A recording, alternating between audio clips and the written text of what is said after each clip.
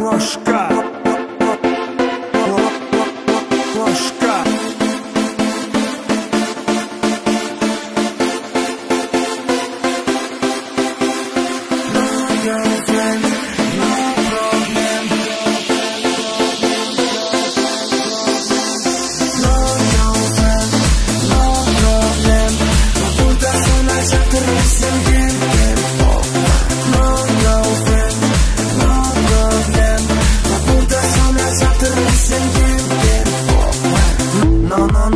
Girlfriend, no problem. O kız agent, no sem. Bestirdi bir BM'de, yazdır internette, Facebook'ta friend liste. Sildim attım bloka iste. Ama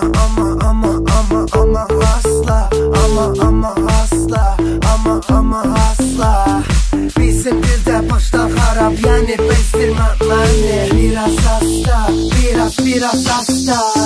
No girlfriend, no problem. No girlfriend, no problem. Burada sonra çatırırsın gibi. No girlfriend, no problem.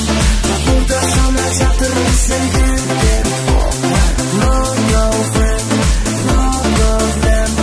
Burada sonra çatırırsın gibi.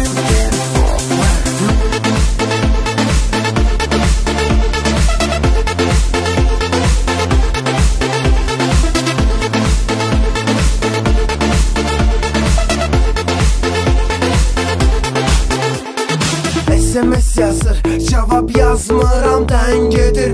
Başka nömrələrdən elə hey sən gedir. Mən gəzirəm şəhərdə, görür məni qapır o. Dəyişirəm nömrəmi, amma yenə tapır o. Ram pa pa pam, açılacaq bir gün tapancam. Ram pa pa pam,